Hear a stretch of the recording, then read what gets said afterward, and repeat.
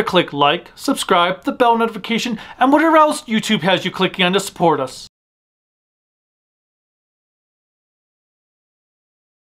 What's up everyone, Kaiju no Kami here on the Halloween month with another Kaiju no Kami vs. AI video, and I'm here with Cruellica Kain, the first time that you do not hear a name that's not Kaiju no Kami, since he had to literally say it twice. That's because I am the Kaiju no Kami, and this is Halloween month, therefore I have to talk about me all the time. Okay, who's the bigger Halloween horror fan? It depends on what you mean by horror. We both have two different types of horror that we like. No, you have prestigious horror. I have give me anything. Horror is horror. It should not have to be based on quality. But quality is nice. Well, so for Halloween month, I personally celebrate Halloween and horror year-round, but this lovely individual... Halloween starts November 1st and ends on October 31st. Okay, fair. Yes, that's how it lives for me. But we actually have a lot of different content we're going to show for Halloween, as you'll see with all the varying reviews that'll come out through the month. But for this AI video, I thought it would be fun to go over a couple of his favorite series. One of which being The Twilight Zone, and the other being Tales from the Crypt. Now, I'm not saying these are his ultimate favorites, because then we'll have to get into an argument about all the other shows he likes, and then he'll have to go through a dissertation It's Tales on from them. the Crypt. But, in all honesty, there's so much out there. But I am actually going to go with Tales from the Crypt, mainly because I want to see how you feel about these 20 selections from AI on what are considered the best episodes. And the one really cool thing that also gives me with this list, which is kind of terrifying to see the different directors that were responsible for these episodes. One of which is on here a lot of times. Which one? The director? Yeah, is it Richard Donner? Yes. Okay. Since he was one of the people that created the show. Oh, okay. Well, that makes sense Because then. Richard Donner, Joel Silver. Don't see him. Oh God, who were the other people? Well, you might get... Robert Zemeckis. Okay, he's another one. Jesus, what are the... Well, apparently Tom Holland, who is an infant compared to us, directed an episode of Tales from the Wrong Tom Holland. I know. But anyways, let's go ahead and Because I actually think I just watched that episode. You couldn't have. Oh. Well, I think I watched an episode that he directed because I was like, oh, Tom Holland. And no, he's not literally an infant. He's in his mid-20s now? Oh. Alright. So, I'm going slowly because I have to, because this likes to explode. That's why it's the best brand of ice. Ice, please sponsor us. No, I'm kidding. That's just cold. Nice to meet you.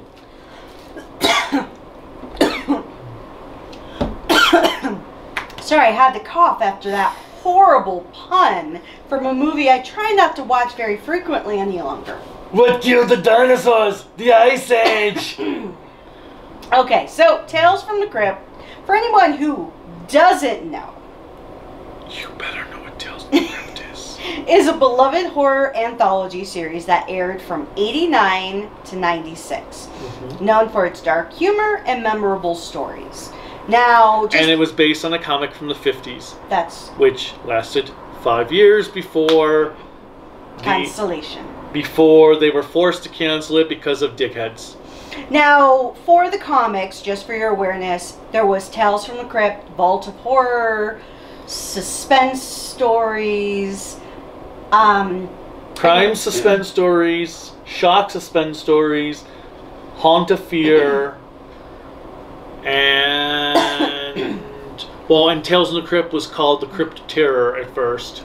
Well, the reason why I mention that is because while it doesn't tell us on this list where all of them come from, all of those various comics that were adapted in the television, if they were adapted in the television, would come from any of those series, but were syndicated into one television show just under the title of Tales from the Crypt. Now, Tales from the Crypt? Crypt. Now, the only thing that they don't do here, which I Do you need a drink of water? Probably. The other thing I do want to look at in the future is the Tales from the Crypt Keeper, the kids' version of the show.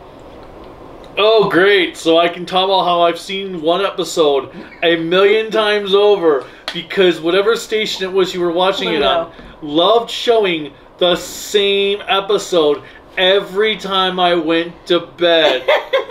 Which was the one with the kid who is scared of the dark, well, scared of like everything. Goes to the store, the lady won't give him his recycling money or something. He has a bully, and there's a dog, and then the monster talks to him at night and stuff. Oh my god! I'm like, how many times do I need to see this episode?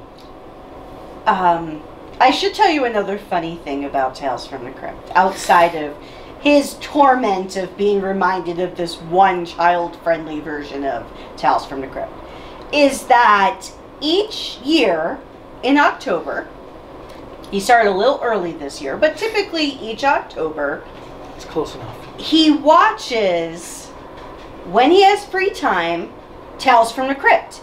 And he starts the current year based on where he left off from the prior year. So he will rewatch the series over and over and over again. It's cyclical. I finished season 6 last year, so I started season 7 this year, and I will then do season 1 and probably season 2, and we'll see if I get any further than that. So, long segue over. Number 1 on this list. Not entirely sure why it's done this way. And I can't say for sure, but it looks like they might be in chronological order. Okay. So not from best to worst, but just from season to season. Yeah, I got that. So, the first episode is The Man Who Was Deaf, directed by Walter Which Hill. was the first episode. Walter Giller. Or Walter Hill, yeah. David Giller, Walter Hill. Those are the guys I was trying to think of. Okay. That helped create the show. Yes, The Man Who Was Deaf. The one with, oh shoot. What's his name? I'm surprised you don't just get the DVDs and look at the actors while we're doing this. Oh my god.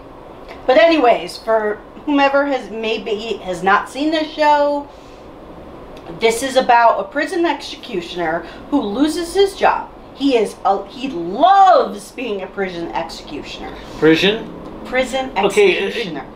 Stop drinking that stuff because you've been like slurring. Is there alcohol in there? No. Because you've been slurring your words ever since you drank some of that ice.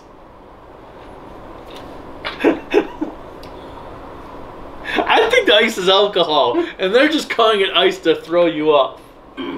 It better not, because I can't drink alcohol. Okay. William Sadler. That's what his name is, because he's in Shawshank Redemption and Bill and Ted 2. Bill and Ted's Bogus Journey. Yeah, because he's deaf. And obviously Demon Knight. And he was the president in Iron Man 3. This is what he does all the time. If that episode pops up on here, I'll tell you a funny story. But anyways, this executioner loses his job, becomes a vigilante, making sure to deliver justice in his own way to criminals that are escaping the system. It's a great start to the series because it really demonstrates that dark humor. It offers a twist ending. And then another thing I should mention is Tales from the Crypt, even the comic books and the various other series done by EC Comics, they are really social commentary. And so one of the elements of the social commentary, it's not listed here, but that I take from that episode is that you're always going to end up paying for your crimes one way or another. There's no easy way to get around the system. No one escapes death. But I do have to say, for season 1, it's kind of funny how we're going to do all of these hard knocks. So number 2 on this list is actually episode 2, and All Through the House, directed by Robert Zemeckis. And this is about a woman who kills her husband on Christmas Eve and then has to deal with a crazed escaped mental patient dressed as Santa Claus. And really, this is the perfect episode to tell you that, one, don't go killing your husband on a holiday. It's not worth it. And 2, the moment you kill your husband on a holiday, your daughter's going to open the window, say, I saw Santa Claus, and welcome him in. And then you have to deal with a cannibal corpse party. But, kidding aside, what are you thinking at least of these first 2? Do you think, at least for season 1, yeah, and we still have... They're the best episodes from season 1. And then number 3 is Two-Faced Jack, directed by Richard Donner. Two-Faced Jack? Two-Faced. Face Off. Think of that. It's the episode where a crooked politician faces the consequences of his deceit when he encounters a vengeful spirit. The episode features Michael Gough. That's what it's telling me here. Season 1, episode 3. No. Two-Faced... No. Okay. Then I was waiting for him to do this. There is no episode with Michael Gough. Well, apparently per AI there is. I am going to laugh though if the AI was right and then he just like goes crazy. So as you can see, he has this special, show the cover of the bloody book. Hold on. See? The man who is dead, dig that cat. He's real gone. And all through the house, only Cindy. Wait, that's episode 3, the And All Through the House. Collection complete. Lover come hack to me. Okay, well, this is telling me there's an episode called Two-Faced Jack. That's what I'm like, what Do you know an episode with a crooked politician who faces the consequences of his deceit when he encounters a vengeful spirit? Not in Tales from the Crypt. Okay. Well, I'm trying to think if there's a Night Gallery episode, but it doesn't sound familiar from Night Gallery either. Okay, moving on. I'm like, what the hell? I've watched this show a million times over. I think I'd know if that was an episode or not. Two-Faced Jack. Where did they even... Okay, hold on a minute. I want to see. Where did they even get this title from? Okay. Two-Faced Jack. With... Michael Gough. Michael Gough. And if you are unsure why I'm not pronouncing his name correctly, or it seems like I pronounce it multiple ways, it's Gough. I don't know if it's Gough, Go, what have you.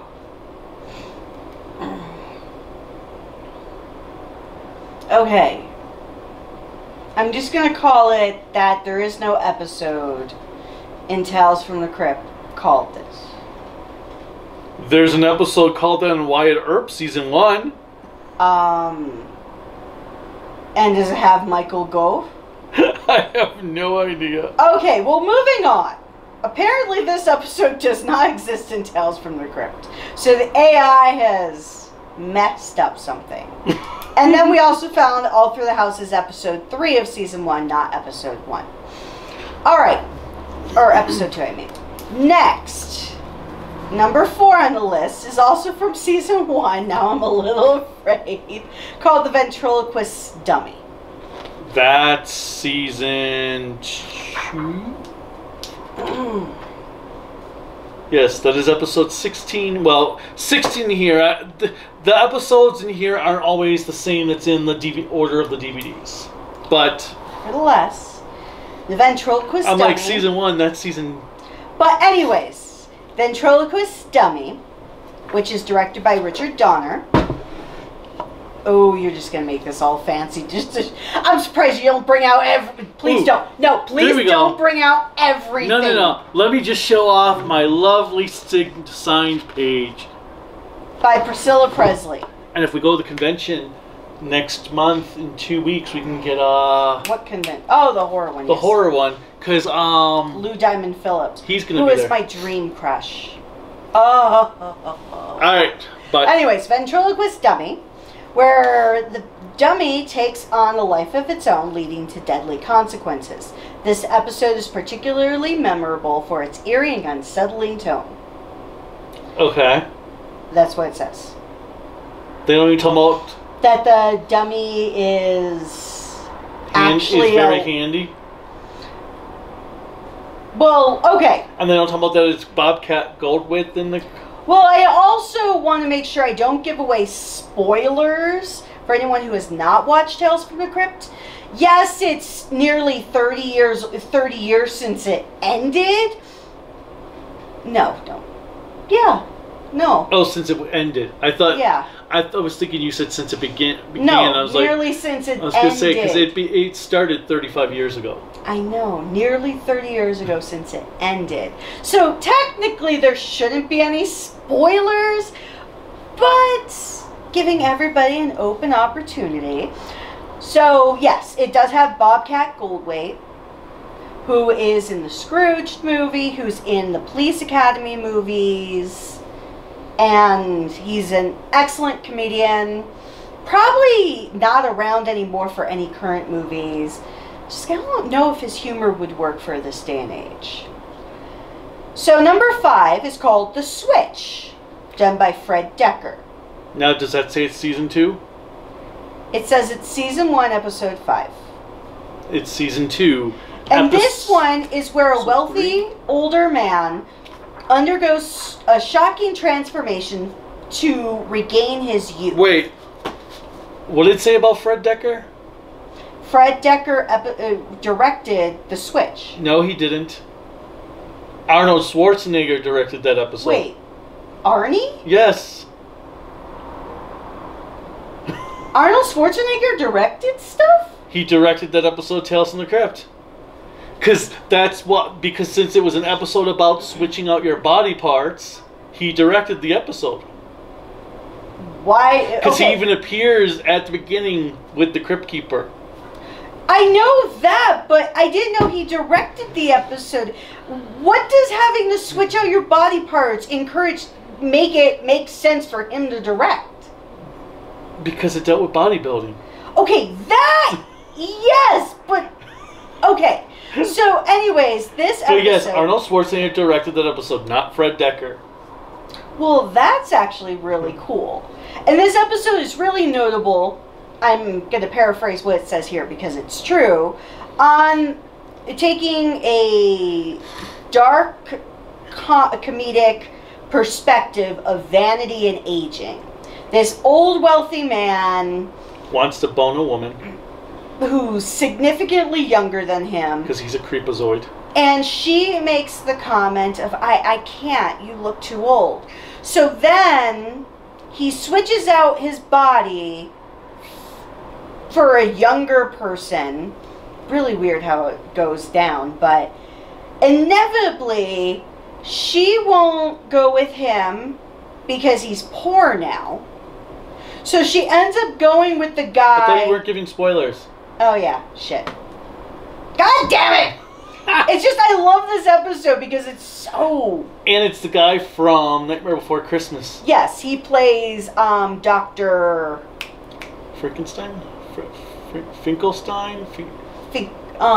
Finkelstein. I think it is. And he's also in. Well, he's in my Radioland Murders. He's also in The Producers. Who did he play? He's the guy at the bar that Gene Wilder and the other guy get drunk with while waiting for the show to be a failure. And oh, okay. I was waiting for you to tell me he was the guy who wanted to do Springtime for Hitler. No. Like, oh god, no. Okay. Next. I don't know if these episodes are going to be in the correct order anymore or anything like that, so we're just going to kind of go with it. But anyways, the next episode is Lower Birth, which is directed by Richard Donner. Should be. Okay. That one should be correct. I am just going to put in a question mark because I was so excited. Oh no, wait. It's directed by Kevin Yeager, written by Fred Decker. Fred Decker. So Richard Donner had nothing to do with it? Not that one. So this is about a carnival freak show that brings unexpected horror as a new attraction. It's known for its macabre setting and twist ending. So, anything to say to AI on this one? It's also the Crypt Keeper's origin story. Oh, yeah. I do have to say it's weird that they call it Lower Birth. Because I've heard you say Lower Birth before. But I always thought it was B-I-R-T-H. Not B-E-R-T-H. Which, because that birth is to do with a ship. So I'm like, is it like in the inside of a ship? Or it's so weird on the title. So number 7 was directed by Peter Medic. And which one is this? The Sacrifice, which is going to be like season 24 or something. The Sacrifice. It's about a greedy man who makes a deal with a voodoo practitioner to gain wealth, but the cost is much higher than he expected. It blends horror with supernatural elements effectively. Repeat that plot line again? A greedy man makes a deal with a voodoo practitioner to gain wealth, but the cost is much higher than he expected. That's not The Sacrifice. The Sacrifice is with Michael Ironside and an insurance man who helps this lady kill her husband, and then because they fell in love with each other, and Michael Ironside watched the whole thing from his apartment, so he starts blackmailing them that he gets the girl by night and the insurance guy can have the girl by day. The episode you're describing is the one with Clancy Brown, which is, let's see, Halfway Horrible, which is from season 6. Or no, season 5. Okay. See, this is why we do these versus AI, because I like to see how much you're going to argue. Now, you know that you're supposed to be talking to the camera, not to me. Oh, I can talk to the camera. But okay. So, what do you think about either of those episodes? Both of them were not bad episodes. I guess they don't work. The Sacrifice is a pretty fun episode. The Sacrifice, which is not what I read, it's what he read. Well, I didn't read that. I know. I was just giving you a description off the top of my head. Oh! And then, the one I just mentioned. With the one with Clancy Brown? Yes. Halfway Horrible. That's it. Halfway Horrible. I actually don't remember Halfway Horrible. Oh, okay. Actually, I like Tales from the Crypt, but I really do not have this visual memory like he does of every episode. But no, Halfway Horrible is a pretty good episode. Good revenge plot and a man going insane. Goes. No, Clancy I don't. Brown. Well, all right. Let me just pause for a moment to insert. Maybe you should put like the pause thing at the top whenever I do this. Clancy Brown is already insane. Mm-hmm. I have never saw him Or seen him? Seen him. Shut up. I have never seen him in a movie or a television show or as a voice on a cartoon not playing someone who isn't already halfway to insane. I need to get you to watch Little Evil because he's in that movie as well. And it's like, I personally think Clancy Brown is evil because he's never played a good guy. Okay, next episode. I'm a little afraid to give anything now because it's gone even further down. Because Lower Birth, you didn't even have the correct director. Same thing with The Switch. It's Arnie. Okay, I am just going to put The Trap, ... directed by Fred Decker. The Trap with the two ladies? A man is trapped in a deadly game of cat and mouse with his wife and her lover. This episode is noted for its suspenseful plot and dramatic twists.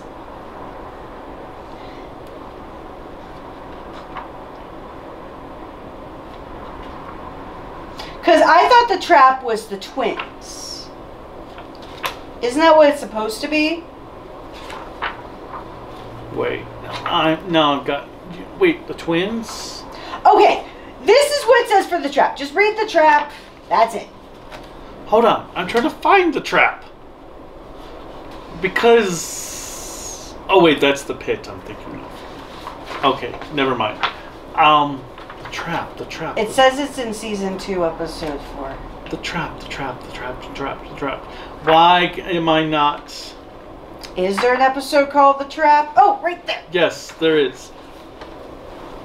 Oh, okay, read that description. A man is trapped in a deadly game of cat and mouse with his wife and her lover. I mean... ish? What's it? That's the one with the abusive guy who got fired from his job and they're really owe lots of money on their bills. So he pretends to fake his death so they can collect the insurance money. So he gets facial surgery and goes out to like the Bahamas or something. It's the episode of Michael J. Fox. Oh God! And it's kind of... And he's the one that directed that one.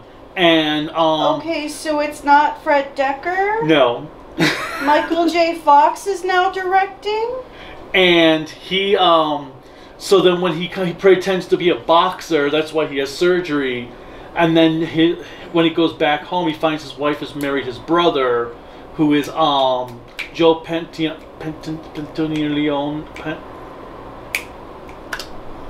The guy from not the guy from Matrix. Now I can't think. But and then they say, hey, the weapon your fingerprints are on the weapon that killed her original husband. So then he gets put on trial for it. So, real quick, if you have never seen anything with Michael J. Fox, he has an incredible career of doing a lot of comedies. And he's also the lawyer in this episode. Oh, yeah, now I remember.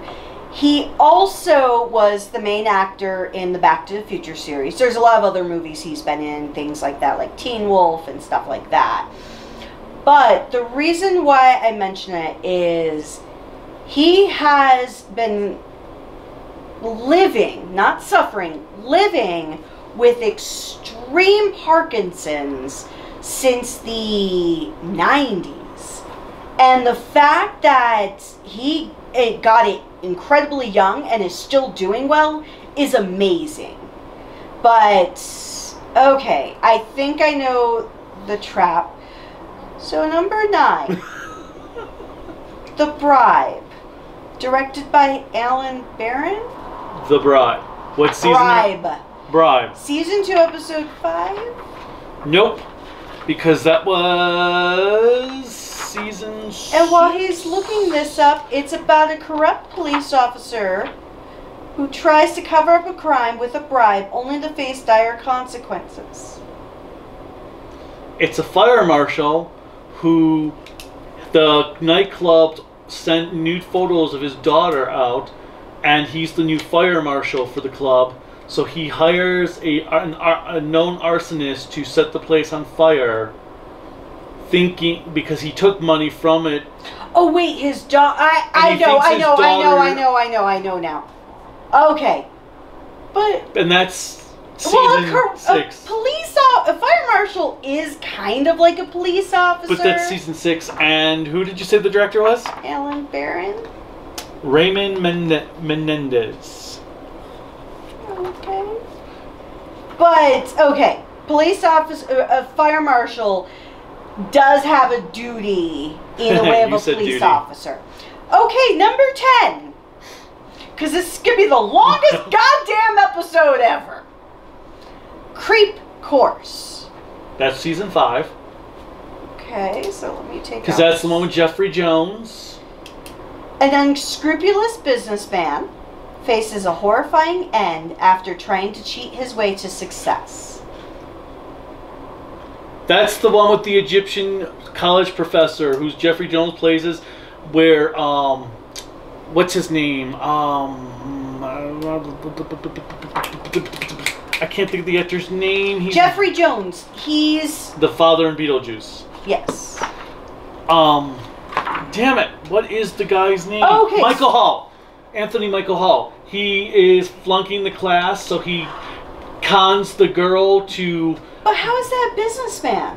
Cons the girl to go to the teacher's house, and she's there to be sacrificed to the mummy.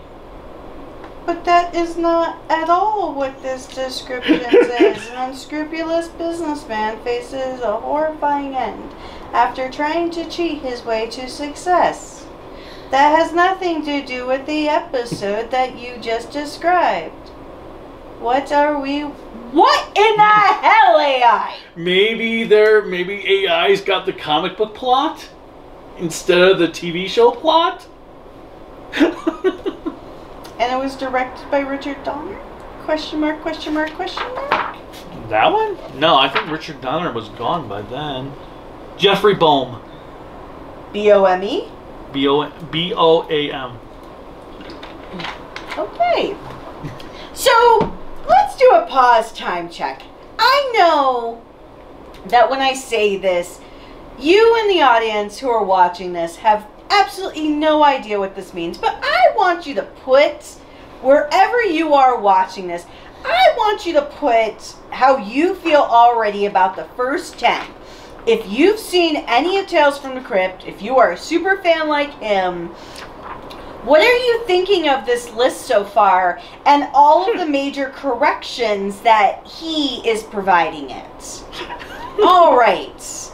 Give you 5, 4, 3, 2. Part 2 now. Number 11. The New Arrival. Directed by Richard Donner? I don't know. It's about a new arrival in a quiet town who brings with him a sinister secret that threatens to upend the community.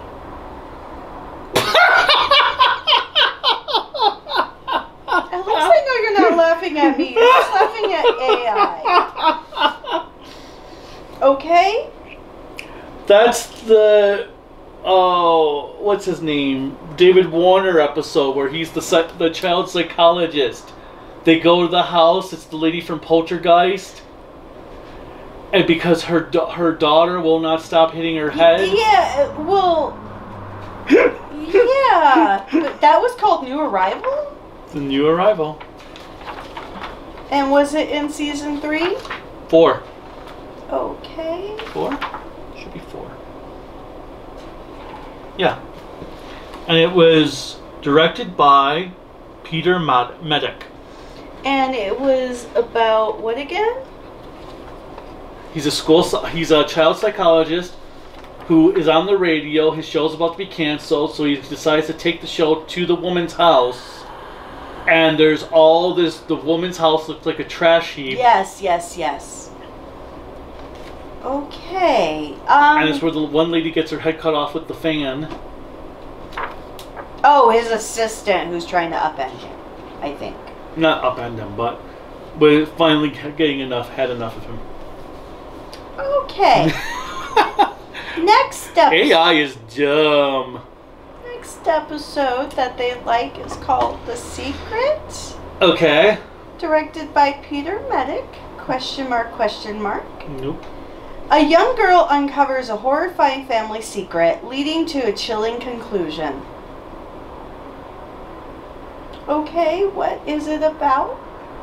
A boy in an orphanage gets adopted by this weird family. Oh! The werewolf episode! Yes. And it was directed, it's funny because I already had it on the page, which is Michael Riva was the director. I don't know him. But why does it say a young girl? Because there were no little girls in the episode. I'm literally just writing all up on this. Alright, next episode. The Last Respects. Directed by Richard Donner. It's season 7. Okay, so it's not season 3. I actually should know this episode, but I'm going to read you what it says. A funeral director's greed leads him to manipulate the deceased in disturbing ways. I'm circling greed because it wasn't greed, it was loneliness. Wrong episode. And you're thinking of one of the episode with the... That's not having anything with them. Last Respect is the Monkey's Paw episode with the 3 sisters who own the curio shop. Then what episode? Because I just watched that one the other day. I know that episode, so that's called the... Oh, because that's their mother's or their father's shop? Yep, their father's shop. And they couldn't sell it because the youngest sister wanted to keep it. And because she was named as the owner in the will. Okay, so the funeral director's greed leads him to manipulate the deceased in disturbing ways. The only episode with the funeral director... Well, there's Undertaking Parlor, which has John Glover, he's the undertaker that the kids find. He's messing with dead bodies and help paying off the pharmacist to poison people's medication. Well, because that's got the kid from Indiana Jones and Everything Everywhere All at Once. Well, I was thinking, and maybe I'm thinking of a completely different series, with a funeral director who bodies come to him that have no families, and he buries empty caskets, and the people are in the basement as taking the place at a dinner table of random family members. That's Night Gallery. Okay. Because that's where the convict comes into the house. Yes. With the injury. And he becomes a new family member. Okay. So, I am lost. All right, moving on. Number 14, Love to Death. Directed by Tom Holland.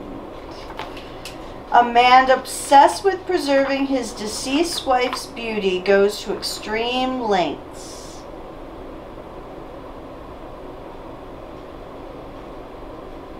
No.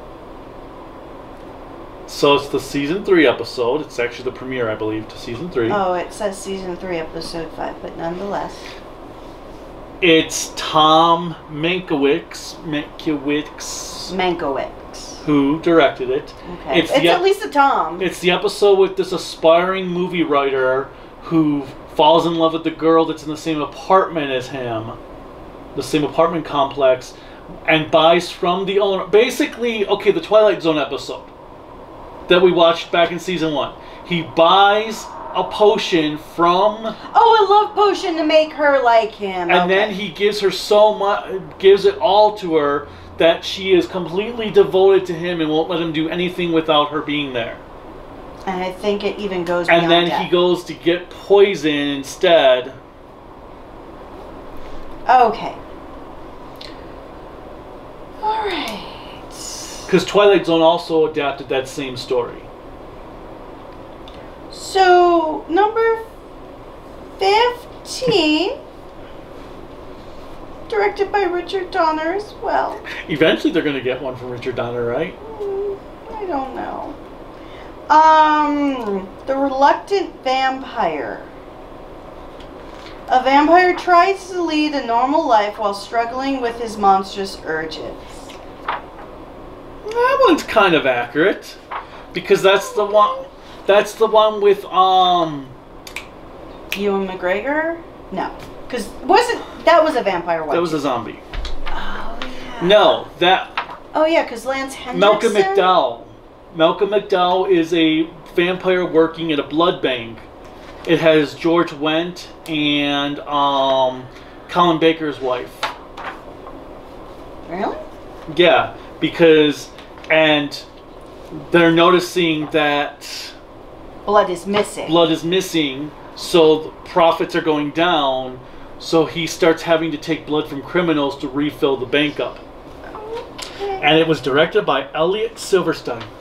Well, apparently we need to reduce this list by 19. How much more do we... Oh, Because I said 20, but number 16... Actually, the hell with it. I'll go with it just because you like to complain about AI. And this gives you more and more ammunition. Number 16, The Bribe, Season 4, Episode 3.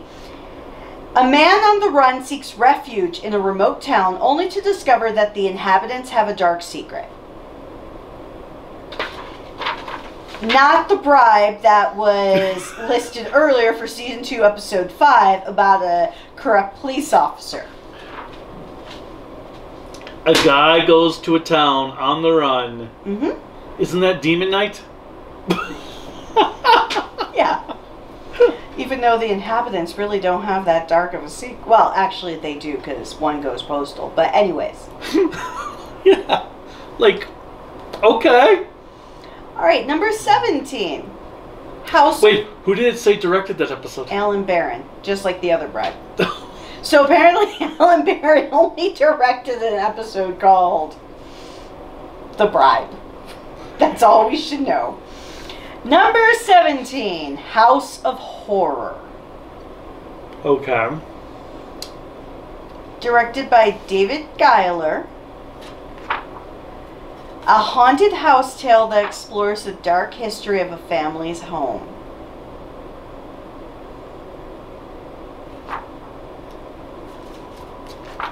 Tell me. Well, a House of Horror is the I was thinking it was the live telecast. that's the fraternity. It's the fraternity who are going to this house that's haunted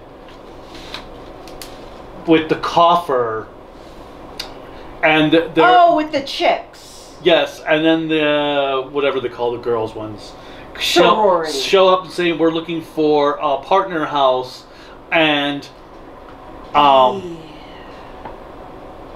yeah.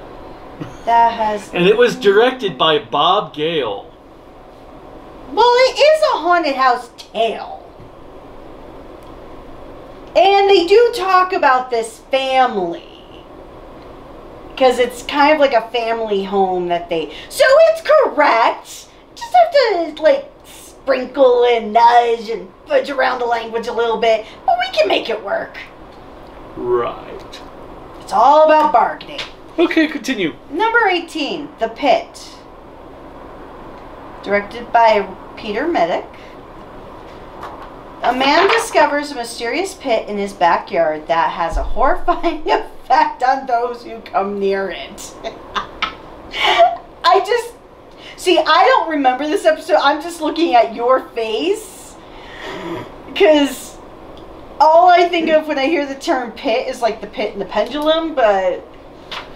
Okay, the pit is the one with the two fighters whose wives are trying to pit them against each other the ring, in the Chinese death cage match or whatever it was called. It was just called a cage match, but they wanted to make it seem so much more epic. What was it? Does it say in here what it's called? It was stupid. I liked the episode, but the wives were horrible. And it was directed by John Harrison. Okay, so number 19. Till Death. Peter Medic. A woman's obsession with immortality leads her to a horrifying discovery.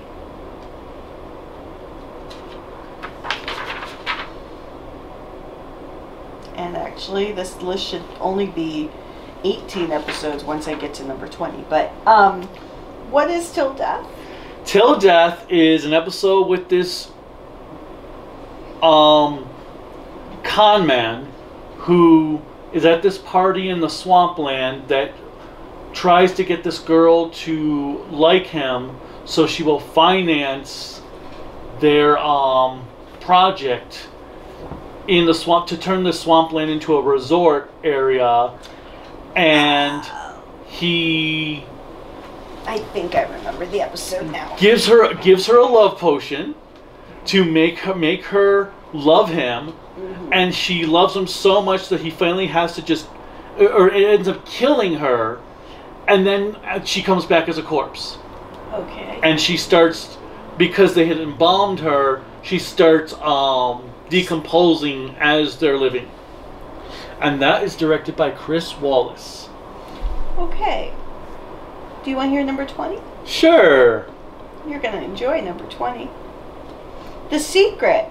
Season 6, Episode 5, directed by Richard Donner. A sinister secret leads to unexpected consequences when it is revealed.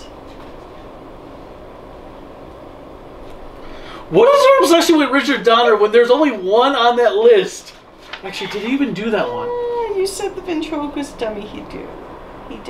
Did I? Yes. Was it the Donner one? Oh, maybe. I thought you said yes, that. Yes. The ventriloquist dummy was Richard Donner. But, okay. So what do you think of that list in regards to one of your favorite series of all time? Oh my god. Even without this book, I could have, it would have made me go crazy. I mean, it did, obviously, with the Two-Faced Man, whatever it was. Jack. I am going to look up where that episode comes in, and I'm going to throw it into the comments. But with this, how the fuck do you name 5 were any of the episodes or synopsis, since not all the time did they match, were any of the episodes as you know them, not as AI knows them, were any of these your favorites? Let me see the list again now. Well, The Man Who Was Death is one of my top favorites. Mm-hmm. Creep Course is one of my favorites. Mm-hmm. The New Arrival is one of my favorites.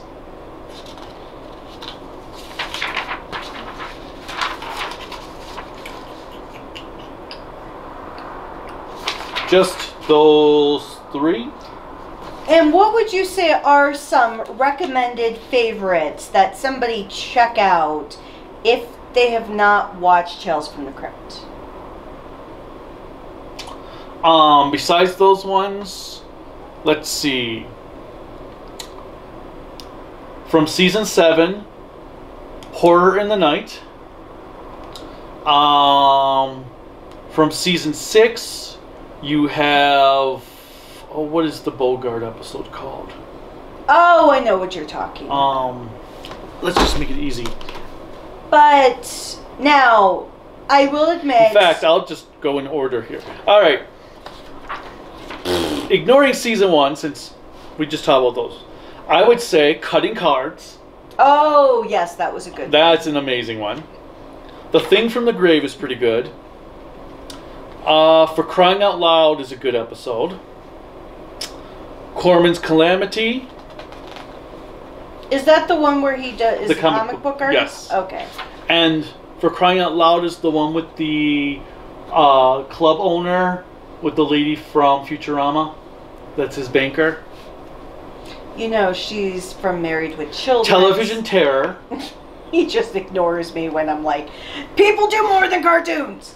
So Television Terror, which is the like found footage type one with the news guy that goes into the haunted house. I love that one. Carry On Death, which is the robber and the cop chase each other into the desert. But isn't it called Carrion because of the... Yeah, Carry On Death. Because you said carry on. Whatever. Like, it's carrion. Let's see. Well, like vultures and... Undertaking Parlor, which is the one with the Undertaker who's... I like the one for Shakespeare. None But the Lonely Heart, which is the one with the seance... Or wait, no. Wrong one. That's seance, duh. What's Cooking? Which is the restaurant. I know. Seance. Obviously, I already said the new arrival. Werewolf Concerto. Let's see. Showdown, which is with a cowboy who becomes a ghost of a saloon, not realizing he's been killed. Oh, yeah. Let's see. Two for the Show, which is the guy who kills his wife, and the cop comes along and finds the ring on the floor. So then he goes on a train ride, and the cop follows him down the train. Oh, I know exactly how that ends. Okay. Creep Course. Came the Dawn, which is the one with the guy driving in the rain to his cabin that picks up the girl who's got a broken down truck. And he's got an ex-wife who seems to be a maniac. Oh, yes. Yes. Let's see. Stared in Horror is a good one with the stairway that when the guy goes up, he gets older. When the lady goes down, she gets younger. To the point she becomes a baby. Let's see. You Murderer. That's the one with Humphrey Bogart. Oh, okay. Or Humphrey Bogart-esque. Well, I was going to say, because it's really just like a lot of images of Humphrey Bogart and them taking the audio of prior lines. Well, no, it was a guy impersonating his. Oh, it was. Okay. But they had a lot of Humphrey Bogart jokes and puns and stuff in there. Cold War, which is the Ian McGregor one. Ewan. And then, like I said, Horror in the Night. Okay. And those would be my top picks. I did do a top 10 list almost 10 years ago for Tales from the Crypt, so you can check that out. Now, where could they legally watch Tales from the Crypt? If your local library has DVDs, you can borrow them from there. Or you can buy the series on DVD on Amazon or maybe Walmart. Oh, so they aren't out of print? Oh, I thought they were. Not that I last saw. Okay. Because I was going to say you can always sell the 7 Cs, but... Well, you could do that too. Alright. But you can't... As far as I know, no one is streaming it because there's legal controversies going on with who owns the Crypt Keeper.